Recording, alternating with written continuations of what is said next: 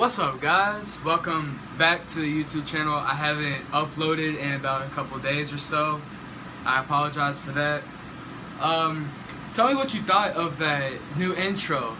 You know, shout out to Ethan, one of my good friends. He made it for me.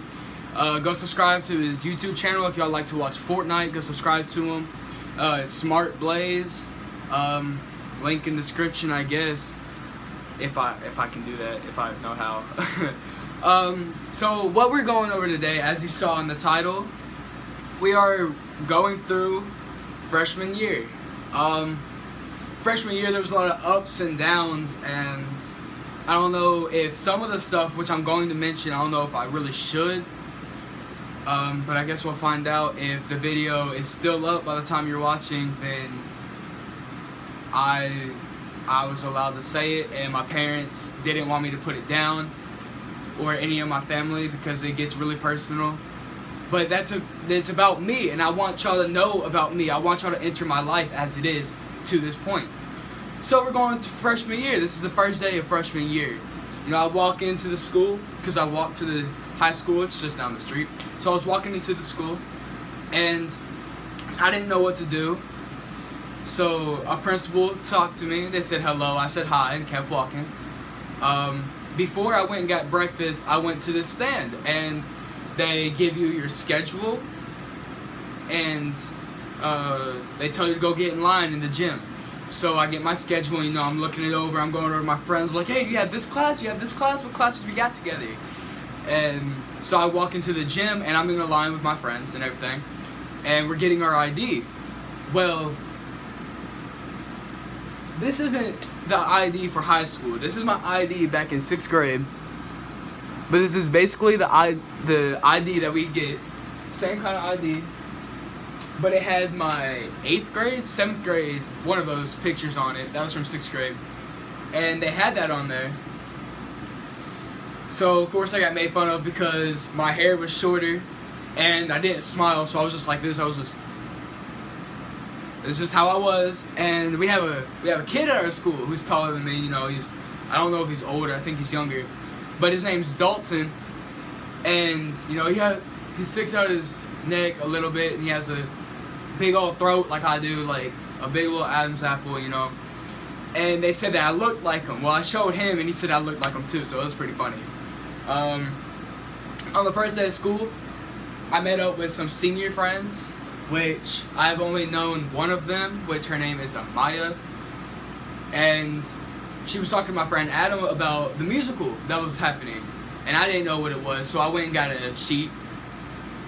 And this is the first day of school still, so I don't know everything that was happening. I'm still like getting used to everything, still trying to find my classes. First period was Spanish, and God, I suffered until the end of the year, which I actually got a hang of it, and I actually did pretty well in it. I passed Spanish with an 80, I think, so that's not bad for my first, you know, class. So yeah, I was in the musical. I played Pumbaa in The Lion King. I guess y'all want to know more about that. So on the first day of school, Amaya, Kylie, and Clint were talking to my friend Adam. Well, Clint wasn't. Clint was just watching. But Kylie and Amaya were talking to my friend Adam about, you know, auditioning for the musical, and I thought that was really cool. So I asked where I could get like a note or something, and I got like really happy, and I was like, yes! Oh, so I come home, I'm like, Mom, can you sign this, please? So she signed it, and then the next day, I didn't know that auditions were the next day. So during school on that day, I was going through all these Disney songs. I was like, hey, which one am I gonna sing? And then I found You're Welcome from Maui, Dwayne The Rock Johnson on Moana. So I sang that, and the part where it says the hair, the bod, I said the hair, the bod, and apparently everyone liked it. They laughed, which that's what I was going for. I was going for comedy because I really wanted to be Pumbaa. And next day after that, at the end of the day, the stuff was up. So I walked over there, and everyone was like, who walked over to me? I think it was either Kenya or Teresa that walked over to me, and they said, hey, you might want to go check the thing. I was like, why? They were just, go check it. So, I'm waiting my turn and everything. Everyone's turning around. They're like, good job, man, good job. Patting me on the back, shaking my hand and everything. They're like, good job, bro, good job. I was like, for what? And I look on there, and I see Amaya, and I see the other Amaya, and I just keep looking down, and I'm like, okay. And I get down to where it says Timon, which was Kylie. Kylie was my buddy. So it said Kylie. And I was like, okay. And I looked down, Pumbaa, Clayton Blanton. And I was like, woo! I got super happy for that. I got super happy. The musical was one of the best things that I've ever done. Like, ever. I was in a musical back in 6th grade, but I don't really call that a musical because I didn't know what I was doing. But freshman year musical was really cool. It was just a great experience. I met a lot of new people this year, and it kind of like made me happier because there's a lot of stuff going on in my life. I was in choir, I was in PE because I didn't want to be in athletics, and I don't know if I'm going to be in athletics this year. Kind of don't want to, but like I met a lot of people. Of course, I met the seniors that were in the musical with me. I met the sophomores and juniors. I met a lot of people throughout the year. I just kept on meeting new people and kept talking to them. And my little group of friends from where we started, there was about 10 or 12 of us. And that group has grown. There's so many more people now. It's just ridiculous that I'm blessed to have all these people in my life now. So the part that I was dreading on telling y'all about freshman year, which knocked me down a whole lot, was my grandma, my grandmother. Her name is Linda, and I loved her with all my heart. I loved my granny always. We go over to her house every single weekend. We just we bonded. She was like a second mother to me, and it was just so great for me, and I just loved her so much. And this is to the point where the choir Christmas concert was coming up, and I asked my granny, and I was like, can you come like 2 or 3 months ahead? And she was like, yeah. And that night I didn't see her. All I saw was my mom, because my father was sick with something. I think his throat hurt or something, and she wasn't there. So when we got in the car, my mom said, your granny was sick today, so that's why she didn't come. And I was like, oh, okay. I didn't think nothing of it. I thought it was just a common cold. And then as time progressed, it got worse. It got worse and worse. And this is about almost Christmas. We spent Christmas with her in her chair at her house. She got up and she could walk, but the granny I always knew was walking. She'd walk really fast. Now she's walking slow, and she's brittle, and she can barely move. She can barely talk. And just from then, we spent the New Year's with her. New Year's Eve, me and my mother were there, and we spent it with her. They went to sleep early, so I watched the ball drop. And this is the day that I knew that there was something actually wrong with Granny. I knew that there was because my mom told me. And I sat directly right here and I cried. Yes, I cried for a while. And we went over there. And on New Year's Eve, this is how I knew that there was something wrong with her. Because I heard her call out my brother's name, which is Ryan. And I heard her call out Ryan. And Ryan wasn't there. He lives in his own place. So I walked in there and I was like, yes, Granny? She goes, Ryan? Is that you? I go, no, ma'am. This is Clayton, your youngest grandson. She goes, oh, well, can you grab my purse? I goes, why? I need to go to bingo. For what? What do you mean for what? So I can go play. Well, Granny, bingo's not open. But you need to go back to sleep. She goes, oh, okay. I love you, Granny. I love you too. And she goes back to sleep. And from then, it just got more worse. And she started being like more senile and less talking. And when she passed away, I was at school. And I remember it was a Thursday or Friday. I was in 6th period, which was my computer class, one of them, and my teacher got a call and said Clayton needs to be ready and up to the front office to go home. And I was like, okay, well, I don't have anything to do today. I don't know why I'm going home. And when I walked in there to the office, there stood my father, my stepdad. He was standing there, and we were walking out, and he said, "Give me your bag." So I gave him my bag, and he put it over his shoulder, and he put me in his arm like this and held my neck and told me about an hour ago that my grandma passed away about an hour ago. And everything that I knew just fell apart. I didn't know what was happening to me. I was crying. I was thinking of the worst. I was like, no, she can't be gone. She's still alive. She's here. She's not dead. And I was just thinking about all this stuff. And when we got there, my mom was standing outside, and of course I got out of the car and I slammed the door and I just ran to her, gave her a big hug, and I walked in there and there was my granny's body, and I gave her one last hug. And I told her that I loved her right there. My sister was there, my cousins, my aunt, my uncles. Everyone was there. My brother was on his way, and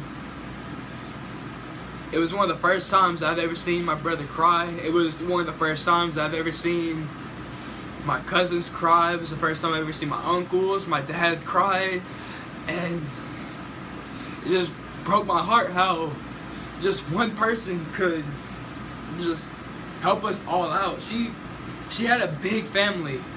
She had 7 kids, and every single one of her kids had children. Mostly every single one, except for my oldest uncle James. But it was so hard. I was out of school for a whole week, and when I came back to school, everyone was like, "What's wrong? Why aren't you talking to us? What happened? Why weren't you at school?" And I just couldn't talk about it. And I went back to school on I think it was like a Thursday or something.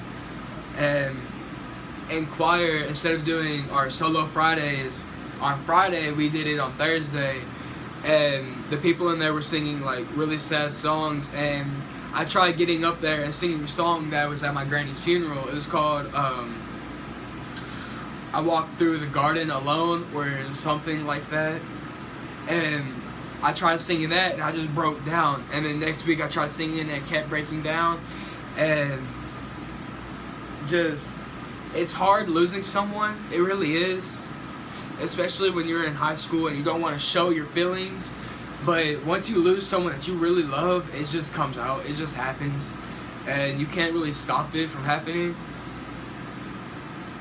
So that happened about January. It happened in January.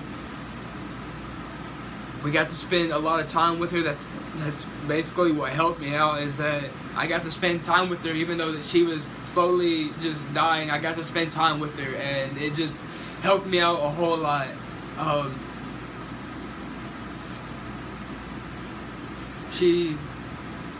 She loved westerns, and she got me into westerns. And every now and then I'll watch Rawhide or Gunsmoke or Bonanza, and I'll just be watching an episode which has no emotion to it.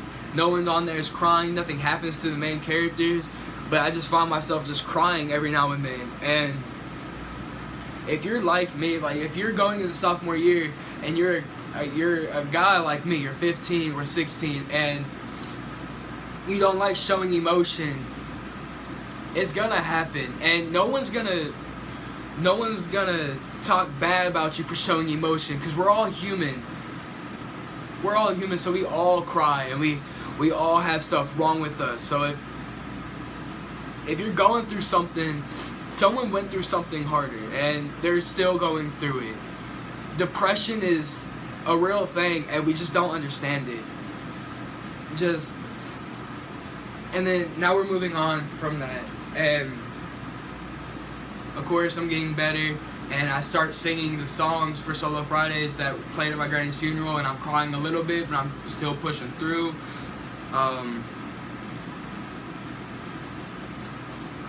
I've had talks with the counselors and the principals and my friends just about every little thing that was wrong, and I couldn't keep it to myself. I talked to my mom about it, my dad, my brother, my sister. I talked to everyone about it. I just couldn't hold it in, and now we're moving on from that.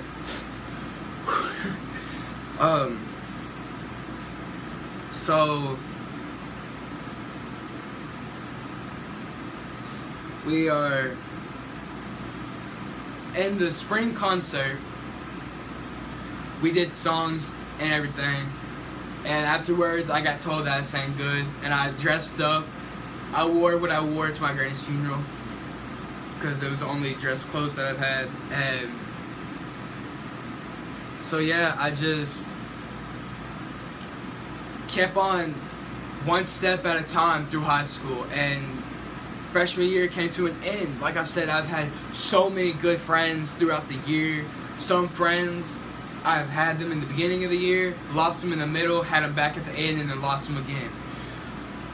But there's just, what I'm trying to say is that there's so many opportunities in high school, and if you're just now going into high school, try to be in as many as you can. Sports, choir, theater. Theater is great. If you're in the musical, you get to know everyone. And when one act comes, try your hardest and be in one act, because that will help you out the most. If you're not good at passing your classes, there will be people in there who can help you because they want you to succeed. The theater teacher, the choir teacher, they will help you out. Even the PE teacher, he helped me out in algebra. So, yeah, I just wanted to just go over everything from my freshman year. We're at 17 minutes. So, thank you all so much for watching. If you're new, subscribe. If you liked it, make sure you leave a like button. And if you disliked it, you can go ahead and thumbs it down. Thank you all so much for stepping in, and I hope you all have a great day.